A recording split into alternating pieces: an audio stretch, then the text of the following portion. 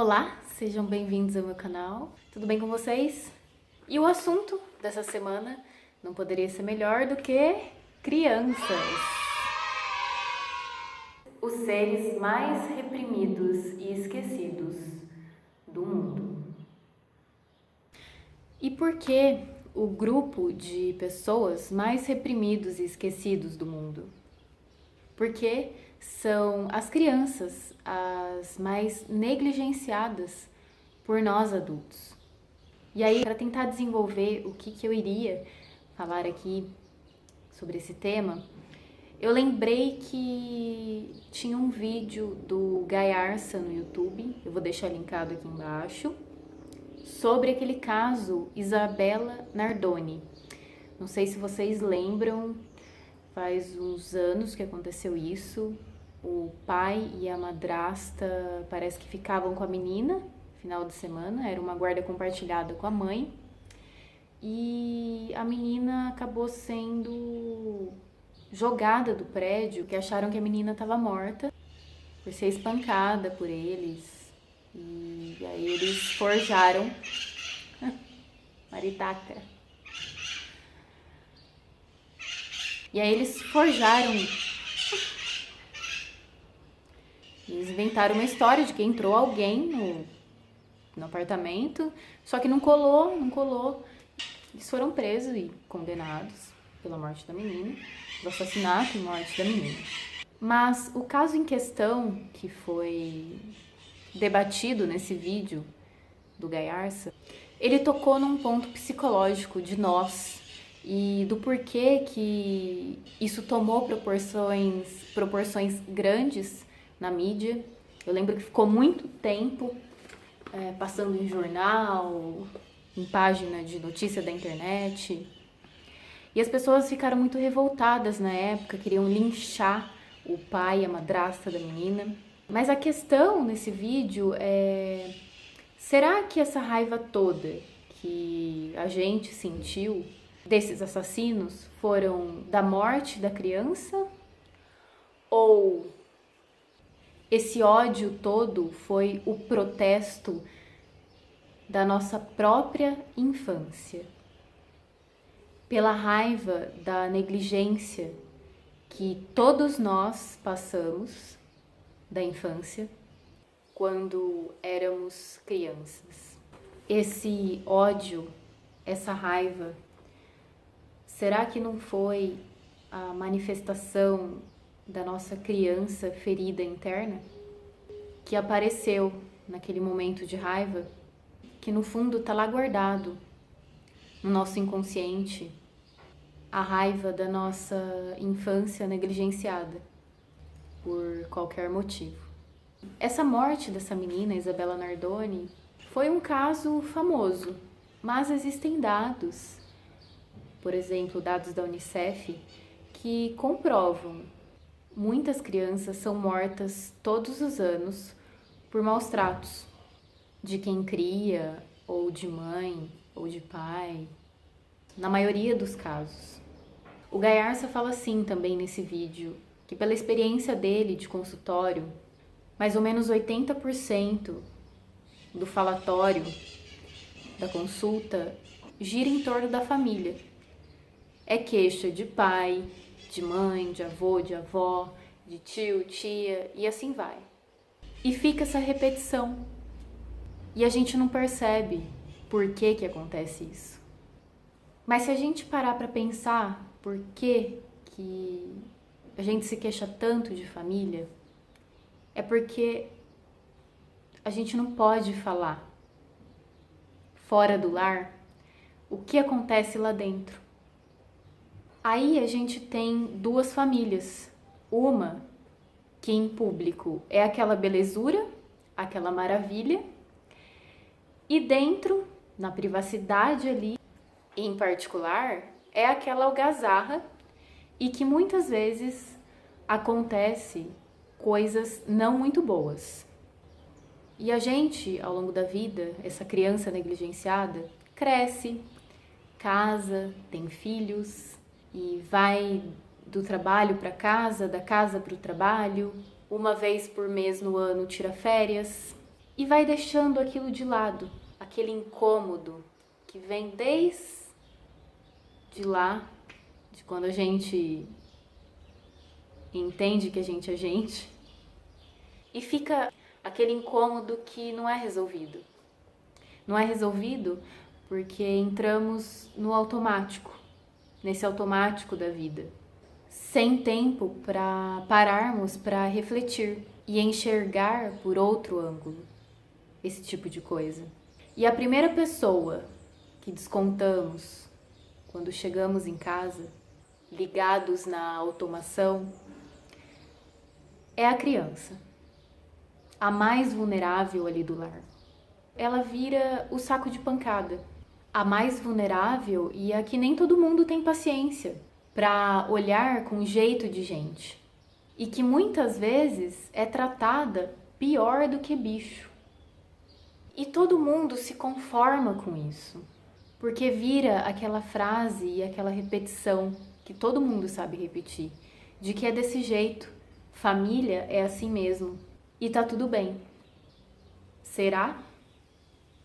Ou esse tema é um tabu ainda na sociedade?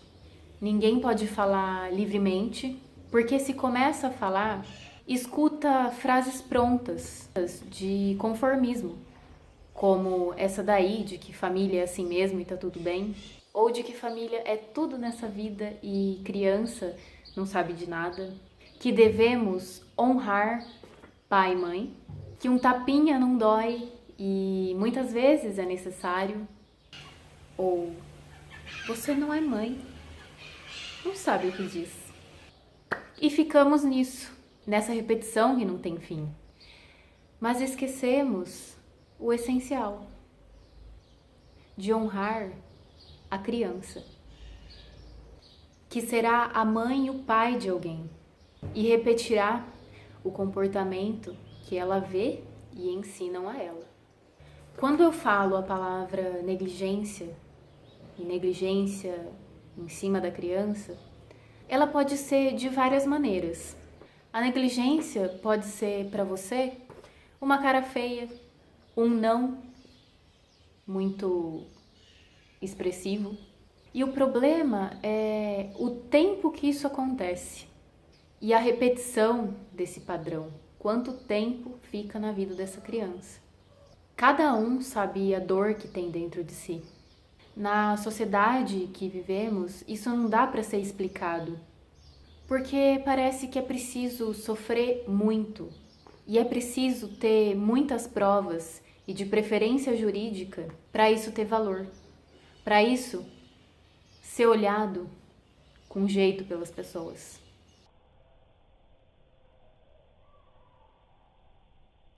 A gente tem a tendência de dar muito valor para a sofrência. Parece que quanto mais alguém sofre e mais cabuloso é aquela história, mais aquilo tem relevância, ouvidos, as pessoas têm do fato. Aí sim, você é levado a sério. Caso contrário, isso é frescura, você reclama demais, o problema está só em você. Não fica parecendo que tem que ocorrer uma morte, um estupro com provas, um espancamento de quase morte, para aquilo ter foco, ser olhado pela sociedade? Porque não existe exatamente lei que ampare a real negligência que existe. Porque toda a sociedade apoia isso sem perceber. E sabe por que tudo isso não melhora? Porque nós não permitimos que ninguém expresse livremente esse assunto. Temos aquela ideia de que não podemos nos queixar da família, casamento, filhos, sentados em uma mesa, todos olhando no olho e com jeito para todos ali presentes. Viramos adultos e nos conformamos com isso, aparentemente. As pessoas morrem e esse padrão continua porque não podemos falar. é feio, é pecado, está errado. Não é ser agradecido com quem te deu o pão de todo dia e te alimentou. E parece que criança é simples de agradar, principalmente, por exemplo, no Dia das Crianças. É fácil. É só dar um presente que ela deseja. Um presente da moda. Realmente é fácil agradar a criança. Mas o fácil, às vezes esquecemos de dar, porque não tivemos na nossa própria infância também, que é o carinho, o afeto, o toque, a atenção. E não só o não pode e fica quieto, que você não sabe de nada, aquele não que limita os movimentos das crianças, o livre-arbítrio, e molda no mesmo molde do adulto que você se tornou. E aí a repetição acontece do jeito que a gente faz, do jeito que a gente quer. E a gente nem percebe. E aí aquela criança, ela começa a crescer rebelde, um adolescente que só sabe gritar, ser agressivo, que tem baixo rendimento escolar, porque na realidade as relações familiares, aquela que a gente não expõe em público, são inundadas de carência afetiva. Como diz a Eleanor Luzes, esse modelo de família que a gente tem hoje em dia, ele vem de uns 200 anos para cá. Antes, na Europa, uma boa parte das crianças eram, assim que completavam 3 anos, eram jogadas na rua, como se fosse um cachorro abandonado. Criança não significava absolutamente nada. Então, o que ela quer dizer com isso, né? Que 200 anos é muito pouco tempo para a gente filtrar toda essa negligência, todo esse erro que a gente comete em cima da criança. A gente ainda está num processo de evolução ainda para ter filho com planejamento, porque a gente não sabe bem qual que é o real significado da criança. Antes de eu pensar e olhar a criança desse jeito, diferente, eu também pensava que criança não sabia de nada, que criança enchia o saco, principalmente naquela fase dos porquês. Não tinha muita paciência, mas, mais uma vez, como a Eleanor Luzes diz, a luz está na criança. O resto, nós e o resto do mundo, somos sombra. Ou seja, conforme nós crescemos, a gente é contaminado ao longo das nossas vidas. E aquele ser que acabou de nascer, aquele bebê, ele ainda é puro, cheio de luz, tem um poder telepático, coisa que perdemos há muito tempo.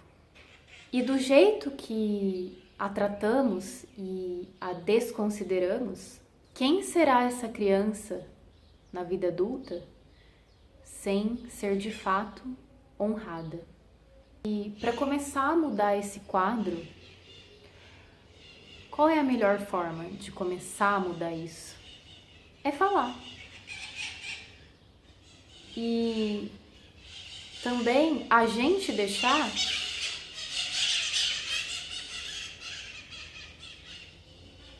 que as pessoas expressem o que elas sentem diante da infância delas, da família, de quem a criou, e entender e ter empatia por aquilo tudo. Porque só assim dá para prevenir a repetição que acontece há séculos, que traz consequências sociais gigantes que a gente nem faz ideia. Obrigada por ter me escutado até agora e eu fico por aqui. Até a próxima. Tchau! Criança feliz é ter cuidadores conscientes. Aquele que realmente cuida, que expressa amor e protege. Assim, essas tragédias vão deixar de existir. Vão ficar no passado, mas não mais no nosso cotidiano. De Eleanor Luzes.